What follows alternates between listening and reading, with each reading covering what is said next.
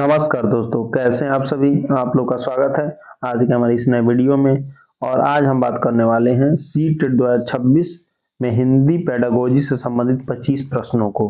ठीक है दोस्तों, तो आज हम लोग हिंदी पेडागोजी से संबंधित 25 प्रश्नों को देखेंगे। 25 प्रश्न, ये जो 25 प्रश्न है आपकी परीक्षा की दृष्टि से बहुत ही ज्यादा इंपॉर्टेंट है। तो इन 25 प्रश्नों को आप लोग देखिए, इनका आंसर देने का कोशिश करिए। ठीक है, उसके बाद से मैं आंसर बताऊंगा। एमसीक्यू फॉर्मेट में प्रश्न रखे गए हैं, तो आज हम लोग इन 25 प्रश्नों को करेंगे। और दोस्तों, यदि आप लोग इस चैनल पर नए हैं तो चैनल को सब्सक्राइब करिए। धन्यवाद।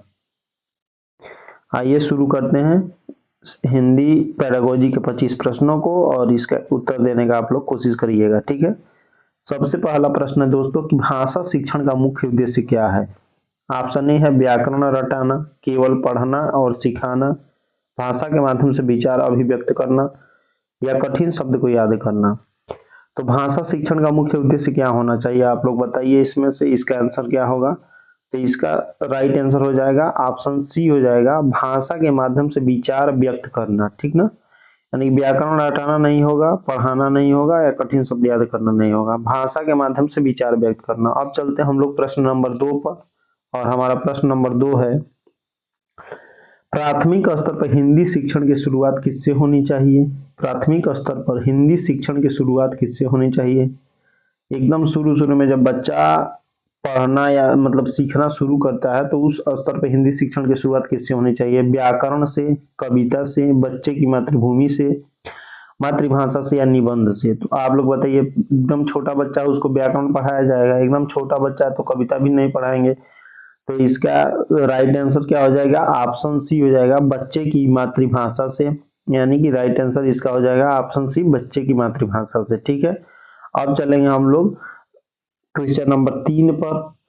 भाषा अधिगम का सबसे अधिक किस पर निर्भर करता है। भाषा अधिगम सबसे अधिक किस पर निर्भर करता है। तो ऑप्शन ए है पाठ्यपुस्तक, ऑप्शन बी है अभ्यास पर, ऑप्शन सी है वातावरण पर, या ऑप्शन डी है परीक्षा पर। अब आप लोग बताइए इसका आंसर क्या होगा। ऑप्शन ए पाठ्यपुस्तक, ऑप्शन बी अभ्यास, ऑप्शन सी वातावरण, ऑप्शन डी परीक्षा। तो भाषा अधिगम सबसे अधिक किस पर निर्भर करता है, तो अपने वातावरण पर। यानी कि जहाँ पे बालक है तो उसका वातावरण वहाँ का कैसा है, वहाँ के लोग जो है किस प्रकार की भाषा का उपयोग करते हैं, तो बच्चा वैसा ही भाषा बहुत आसानी से सीख लेता है। ठीक है, तो ये क्वेश्चन हो गया 3। अब हम लोग चलेंगे क्वेश्चन नंबर 4 पर, और क्वेश्चन नंबर 4 है दोस्तों, सुनना और बोलना किस कौशल से संबंधित है। सुनना और बोलना किस कौशल से संबंधित है। तो आप लोग देखिए, सुनते हैं और बोलते हैं किस कौशल में। ऑप्शन ए है साक्षरता से, ऑप्शन बी है मौखिक भाषा, ऑप्शन सी है लिखित भाषा, ऑप्शन डी है व्याकरण। तो सुनने में कैसा व्याकरण लगेगा, कोई व्याकरण नहीं लगता है। लिखित भाषा, सुनना लिखित नहीं है। मौखिक भाषा या साक्षरता। तो सुनना और बोलना किससे संबंधित है, तो सुनना और बोलना आपका मौखिक भाषा से संबंधित है। ठीक है, अब हम लोग चलेंगे क्वेश्चन नंबर 5 पर, और क्वेश्चन नंबर 5 हमारा है, यहाँ पर देखिए दोस्तों, बच्चों में भाषा सीखने की स्वाभाविक प्रक्रिया क्या है। बच्चे भाषा मतलब स्वाभाविक रूप से कैसे सीखते हैं। तो इसका देखिए ऑप्शन दिया है रटना, ऑप्शन ए, बी अनुकरण, सी लिखना, या डी याद रखना। तो इसमें कौन सा ऑप्शन होगा, आप लोग बताइए। रटने से होता है, अनुकरण से बच्चे भाषा स्वाभाविक रूप से सीखते हैं, या लिखने से, या याद रखने से। तो अनुकरण से। इसका सही आंसर दोस्तों हो जाएगा अनुकरण, क्योंकि अनुकरण मतलब हो गया कि किसी को देखकर सीखना। जैसे घर के लोग बोलेंगे, उसके वातावरण में जिस भाषा का प्रयोग किया जाएगा वैसे बच्चा भाषा आसानी से सीख लेता है। ठीक है, अब चलते हैं प्रश्न नंबर 6 पर, और प्रश्न नंबर 6 है, पढ़ना किस प्रकार की प्रक्रिया है। यांत्रिक प्रक्रिया है, मानसिक प्रक्रिया है, सामाजिक प्रक्रिया है, या ऑप्शन डी यहाँ पर देखिए केवल दृश्य प्रक्रिया है। तो पढ़ना किस प्रकार की प्रक्रिया होगी दोस्तों, यांत्रिक होगी, मानसिक होगी, सामाजिक होगी, या केवल दृश्य होगी। तो जो पढ़ना प्रक्रिया है वह एक मानसिक प्रक्रिया है। हम लोग अपने मन से ही तो कोई बात पढ़ते हैं ना जी, मन के द्वारा। तो इसका हो जाएगा मानसिक प्रक्रिया है, यांत्रिक प्रक्रिया नहीं है। नंबर 7 पर, और प्रश्न नंबर 7 है, शिक्षण भाषा शिक्षण में कहानी का उपयोग क्यों किया जाता है। भाषा शिक्षण में कहानी का उपयोग क्यों किया जाता है। तो समय पास करने के लिए, मनोरंजन और समझ बढ़ाने के लिए, कठिन शब्द सिखाने के लिए, परीक्षा हेतु।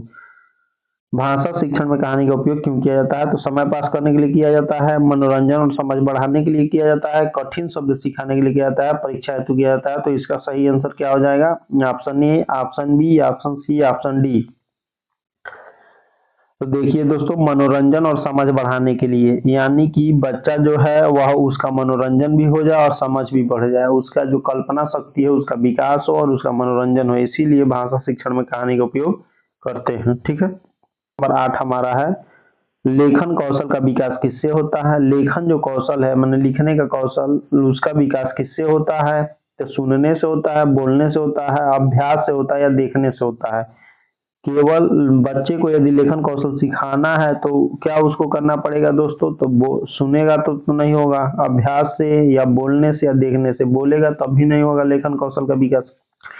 लेखन कौशल के सबसे जरूरी है अभ्यास, यानी अभ्यास जितना करेगा बच्चा उसका लेखन कौशल उतना ही अच्छा बेहतर हो जाएगा। ठीक है। अब प्रश्न नंबर 9 है, सी टेट के अनुसार भाषा शिक्षण होना चाहिए, शिक्षक केंद्रित होना चाहिए। सी टेट के अनुसार भाषा शिक्षण किसके केंद्र में होना चाहिए? भाषा शिक्षण के केंद्र में कौन होना चाहिए? तो शिक्षक केंद्रित होना चाहिए, पुस्तक केंद्रित होना चाहिए, बाल केंद्रित होना चाहिए, परीक्षा केंद्रित होना चाहिए। तो इसका सही आंसर आप लोग आराम से बता सकते हैं दोस्तों कि बाल केंद्रित होना चाहिए। देखिए 2020 शिक्षा नीति के अनुसार हर प्रकार की जो भी शिक्षा है वो बाल केंद्रित ही होनी चाहिए, यानी बालक को ध्यान में रखकर ही किसी भी प्रकार का हम लोग गतिविधि यदि स्कूल में कराएंगे तो बालक को ध्यान में रखकर ही कराएंगे। और आपके प्रश्न में जब भी ऐसा प्रश्न आएगा केंद्र में कौन रहेगा, तो आपको यही करना है कि बाल केंद्रित ही शिक्षा होनी चाहिए। ठीक है। तो भाषा शिक्षण भी बाल केंद्रित होना चाहिए। इसका ऑप्शन हो जाएगा सी, प्रश्न नंबर 9 का राइट जवाब। अब चलते हैं, भाषा शिक्षण में त्रुटियां क्या दर्शाती हैं? असफलता दर्शाती हैं, सीखने की प्रक्रिया, कमजोरी या लापरवाही। तो भाषा शिक्षण में दोस्तों त्रुटियां असफलता नहीं दर्शाती हैं, कमजोरी नहीं दर्शाती हैं, लापरवाही नहीं दर्शाती हैं। सीखने की यह प्रक्रिया है, जब भी कोई भी व्यक्ति या बालक जब कुछ सीखता है तो उसमें कुछ त्रुटि होता है, तो यह एक सीखने की प्रक्रिया है। प्रक्रिया में भाई आदमी को कुछ ना कुछ गलत हो जाता है। ठीक है। तो उसको हम लोगों को कमजोरी नहीं समझना है। ठीक है। इसका आंसर और राइट आंसर हो जाएगा बी। अब चलते हैं प्रश्न नंबर 11 पर, और प्रश्न नंबर 11 है, मौखिक अभिव्यक्ति से संबंधित कौशल है पढ़ना, लिखना, बोलना, व्याकरण। मौखिक अभिव्यक्ति से संबंधित कौशल है, ऑप्शन ए हो जाएगा पढ़ना, ऑप्शन बी लिखना, ऑप्शन सी बोलना, ऑप्शन डी व्याकरण। तो मौखिक यानी कि बोलने वाला है, तो मौखिक अभिव्यक्ति से संबंधित कौशल हो जाएगा बोलना। ठीक है। मौखिक अभिव्यक्ति से संबंधित कौशल हो जाएगा बोलना। अब चलते हैं प्रश्न नंबर 12 पर, शिक्षण में खेल का महत्व क्यों होता है? समय बचाने के लिए, रुचि और सहभागिता बढ़ाने के लिए, अनुशासन के लिए, अंक बढ़ाने के लिए। तो भाषा शिक्षण में खेल का महत्व होता है, समय बचाने के लिए होता है, रुचि और सहभागिता के लिए, अनुशासन के लिए, अंक बढ़ाने के लिए। मतलब खेल खेल में हम लोग भाषा सिखा देते हैं बच्चों को। तो खिलाकर बच्चों को भाषा क्यों सिखाया जाता है? तो इसका राइट आंसर हो जाएगा आपका रुचि और सहभागिता बढ़ाने के लिए, यानी कि जब बच्चे को खेल में शामिल करेंगे तो उसका रुचि हो जाएगा और वह उसमें अच्छे से सहभागी बन जाएगा। तो रुचि और सहभागिता बढ़ाने के लिए। ठीक है। इसका आंसर हो जाएगा, राइट आंसर हो जाएगा बी। और अब हम लोग चलेंगे प्रश्न नंबर 13 पर, हिंदी भाषा की कक्षा में सबसे पहले क्या सिखाना चाहिए? हिंदी भाषा की कक्षा में सबसे पहले क्या सिखाना चाहिए? वर्णमाला, शब्दार्थ, भाव समझ या व्याकरण के नियम। हिंदी भाषा की कक्षा में सबसे पहले हम लोग को क्या सिखाना चाहिए? मान लीजिए क्लास में आप गए तो हिंदी भाषा की कक्षा यदि ले रहे हैं तो उसमें आप सबसे पहले बच्चे को क्या सिखाएंगे? वर्णमाला, शब्दार्थ, भाव समझ या व्याकरण के नियम। देखिए सबसे पहले बच्चे को भाव समझना, यानी कि भाव क्या है किसी भी पंक्ति का, लाइन का, तो उसको समझना आप लोग सबसे पहले सिखाएंगे। तो इसका आंसर हो जाएगा सी, ऑप्शन सी। अब चलते हैं प्रश्न नंबर 14 पर, बहुभाषी कक्षा में शिक्षक को क्या करना चाहिए? तो केवल हिंदी पर जोर देना चाहिए, मातृभाषा की अनदेखी करनी चाहिए, सभी भाषाओं का सम्मान करना चाहिए, बच्चों को चुप रखना चाहिए। तो जब बहुभाषी कक्षा है तो सभी भाषाओं का सम्मान करना होगा, यानी कि सभी भाषाओं को समान रूप से मानकर और उनका सभी बच्चों को बताना होगा। ठीक है, तो इसका आंसर हो जाएगा सभी भाषाओं का सम्मान। अब चलते हैं प्रश्न नंबर 15 पर, और प्रश्न नंबर 15 है भाषा सीखने का सर्वोत्तम साधन है। सबसे अच्छी तरह से भाषा किस प्रकार सीखा जाता है? कोई बालक सबसे अच्छी तरह से भाषा किस साधन से सीख सकता है? तो प्रश्न पत्र से, पाठ्य पुस्तक से, वास्तविक जीवन अनुभव से या गृह कार्य से? तो इसका राइट जवाब हो जाएगा ऑप्शन सी, वास्तविक जीवन अनुभव से, यानी कि वास्तव में बच्चा किस वातावरण में है, कहाँ पर है, किस प्रकार के लोगों के पास है, उसके फैमिली का भाषिक वातावरण कैसा है। तो जैसा उसके परिवार की या जहाँ पे वह रह रहा है वहाँ के लोगों का जिस प्रकार का भाषा होगा वैसा भाषा बच्चा आसानी से सीख लेता है। जैसे यदि कोई बच्चा इंडिया में है, यदि हिंदी प्रदेश में है तो उसको हिंदी सीखना बड़ा आसान होता है। यदि उसी बच्चे को एकदम मतलब जन्म से ही लेके चला जाए कहीं ऐसे प्रदेश में जहाँ पर अंग्रेजी भाषा बोली जाती है, मातृभाषा घर में अंग्रेजी बोली जाती हो, यदि वहाँ पे बच्चा रहेगा तो आसानी से वह अंग्रेजी भाषा सीख सकता है। यानी कि जहाँ पे वास्तविक जीवन अनुभव, यानी बच्चा जहाँ पे रह रहा है उसका वास्तविक जीवन अनुभव क्या है, तो उससे बच्चा आसानी से भाषा सीखता है। जहाँ रहेगा बच्चा वहाँ का भाषा आसानी से सीख लेगा। पठन कौशल का उद्देश्य क्या होगा? तो आप लोग बताइए दोस्तों, इसका राइट जवाब क्या होगा? तो इसका राइट जवाब हो जाएगा ऑप्शन सी, अर्थ ग्रहण। यानी कि पढ़ना केवल तेज तेज पढ़ना नहीं है, शब्द पहचानना नहीं है, उच्चारण करना नहीं है।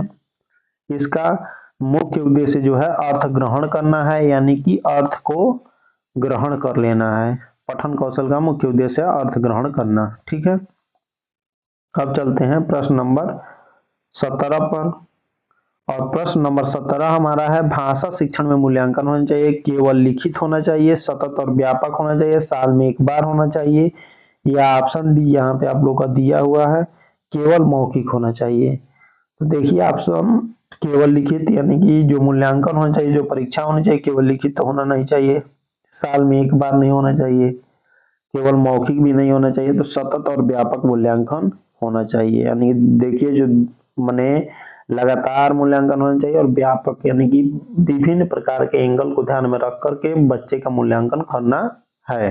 ये नहीं यहाँ बहुविकल्पी क्वेश्चन दे दिया बच्चा टिक करके लेके चला आया, हर प्रकार से उसका मूल्यांकन किया जाएगा, तब जाके मालूम होगा कि बच्चा भाषा सीखा है कि नहीं। और सतत चलना चाहिए, यानी कि लगातार यह प्रक्रिया चलनी चाहिए, साल भर में नहीं होना चाहिए कि एक बार परीक्षा ले लिए और छोड़ दिए, नहीं ऐसा नहीं, बच्चे को नियमित रूप से मूल्यांकित करते रहना है। ठीक है, अब चलते हैं प्रश्न नंबर 18 पर, और हमारा देखिए प्रश्न नंबर 18 क्या दिया है कि बच्चों की भाषा में अशुद्धियाँ क्यों होती हैं? बच्चों की भाषा में अशुद्धियाँ क्यों, मैंने बच्चा जब भाषा बोलता है या भाषा सीखता है तो उसमें गलती क्यों हो जाता है? डर के कारण होता है, अभ्यास की कमी के कारण, सीखने की प्रक्रिया के कारण, या शिक्षक की गलती के कारण? तो इसका राइट जवाब क्या हो जाएगा दोस्तों? सीखने की प्रक्रिया के कारण। यानी जो बच्चा है सीखने के दौरान, जो कोई भी व्यक्ति होता है जब सीखता है तो उसमें कुछ ना कुछ गलती होती है, तो यह प्रक्रिया के कारण ही हो जाता है। यानी कि कोई भी काम हम लोग करेंगे तो उसमें कुछ गलती हो जाता है, तो यह कोई बड़ी बात नहीं है। अब चलिए प्रश्न नंबर 19 देखेंगे, कविता बच्चों में क्या विकसित करती है? कविता जो है बच्चों में क्या विकसित करती है? भय विकसित करती है, रटने की आदत विकसित करती है, या अनुशासन विकसित करती है, कल्पना और संवेदना विकसित करती है? तो इसका राइट आंसर क्या हो जाएगा? कल्पना, यानी जो कविता है कल्पना यानी सोचने की क्षमता और संवेदना विकसित करती है, तो इसका राइट जवाब दोस्तों हो जाएगा ऑप्शन बी, कल्पना और संवेदना। ठीक है, और अब हम लोग चलेंगे प्रश्न नंबर 20 पर, और प्रश्न नंबर 20 है भाषा शिक्षण में टीएलएम का अर्थ क्या है? Teaching learning material. Option A है, ऑप्शन बी है total learning method, option C है टीचर लैंग्वेज मॉडल, या ऑप्शन डी है टेक्स्ट लैंग्वेज मेथड। तो आप सभी लोगों को याद होगा कि टीएलएम का अर्थ होता है टीचिंग लर्निंग मटेरियल। ठीक है, आप लोग इसका उपयोग भी करते होंगे अपनी कक्षाओं में, या बीएड या डीएलएड की कक्षाओं में। ठीक है, तो आप चलते हैं ऑप्शन प्रश्न नंबर 21 पर। और प्रश्न नंबर 21 हमारा है, लेखन से पहले किस कौशल का विकास जरूरी है? यानी लिखने से पहले किस कौशल का विकास करना चाहिए? तो आप लोग बताइए। इसका तो ट्रिक भी आप लोग को याद है, सुबोपली। ठीक है, तो लेखन से पहले कौन हो जाएगा दोस्तों? आपका सुनना और बोलना। लेखन से पहले किसका विकास करना होगा? तो सुनना और बोलना कौशल का विकास करना होगा। और अब हम लोग चल रहे हैं प्रश्न नंबर 22 पर। प्रश्न नंबर 22 है दोस्तों, इसका देखिए जवाब क्या होगा। भाषा शिक्षण का सही क्रम क्या है? लिखना, पढ़ना, बोलना और सुनना। सुनना, बोलना, पढ़ना, लिखना। ऑप्शन सी है पढ़ना, लिखना, सुनना और बोलना। ऑप्शन डी है बोलना, लिखना, पढ़ना, सुनना। तो इसका सही जवाब क्या हो जाएगा दोस्तों? आप लोग बताइए। तो इसका तो ट्रिक भी आप लोग को याद है, सु बो पली, सुबोपली। ठीक है, तो इसका सही जवाब दोस्तों क्या हो जाएगा? सुनना, बोलना, पढ़ना, लिखना। ठीक है, तो इसका राइट आंसर हो जाएगा बी। आप लोग याद रखिएगा सुबोपली, और उसके माध्यम से आप लोग यह कर सकते हैं। हम चलते हैं प्रश्न नंबर 23 पर। और प्रश्न नंबर 23 हम लोग का है, बच्चों में सीखने की गति कैसी होती है? बच्चों में जो है सीखने की गति कैसी होती है? तो समान होती है, अलग अलग होती है, बहुत तेज होती है, बहुत धीमी होती है। यानी बच्चा कैसे समान रूप से सभी बच्चे सीखते हैं, सभी बच्चे बहुत तेज सीखते हैं, सभी बच्चे बहुत धीमा सीखते हैं, सभी बच्चे अलग अलग सीखते हैं। तो सबको मालूम है, कोई बच्चा धीरे सीखता है, कोई तेज सीखता है, कोई ज्यादा सीखता है, कोई कम सीखता है। यानी कि सभी बच्चे अलग अलग सीखते हैं, कोई भी बच्चा समान रूप से नहीं सीखता है। ठीक है, तो हमको यह भी अपनी कक्षा में ध्यान रखना होता है। चलिए, ये हो गया प्रश्न। अब चलते हैं प्रश्न नंबर 24 पर। और प्रश्न नंबर 24 हो जाएगा, भाषा शिक्षण में शिक्षक की भूमिका क्या होती है? आदेश देने वाला, मार्गदर्शक, परीक्षक या अनुशासक। भाषा शिक्षण में शिक्षक की भूमिका क्या होनी चाहिए? तो आदेश देने वाला होना चाहिए, मार्गदर्शक होना चाहिए, परीक्षक होना चाहिए, अनुशासनात्मक होना चाहिए।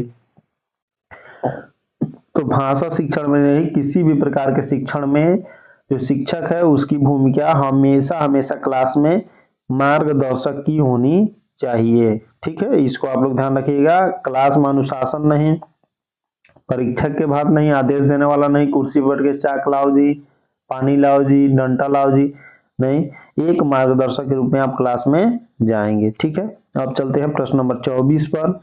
और प्रश्न नंबर 24 है दोस्तों, देखिए यहाँ पे, सीटेट के अनुसार शिक्षण का उद्देश्य क्या होना चाहिए? तो परीक्षा पास कराना, व्याकरण सिखाना, संप्रेषण क्षमता विकसित करना या लिखावट सुधारना। तो इसका तो आप लोग व्याकरण सिखाना, परीक्षा पास कराना या लिखावट सुधारना तो नहीं होगा। इसका हो जाएगा संप्रेषण विकसित करना। ठीक ना, भाषा शिक्षण सबसे ज्यादा महत्वपूर्ण किस लिए होता है? संप्रेषण करने के लिए, यानी कि दूसरे से अपने बात को कहने के लिए। ठीक है, तो इसका आंसर हो जाएगा, सही जवाब हो जाएगा ऑप्शन सी।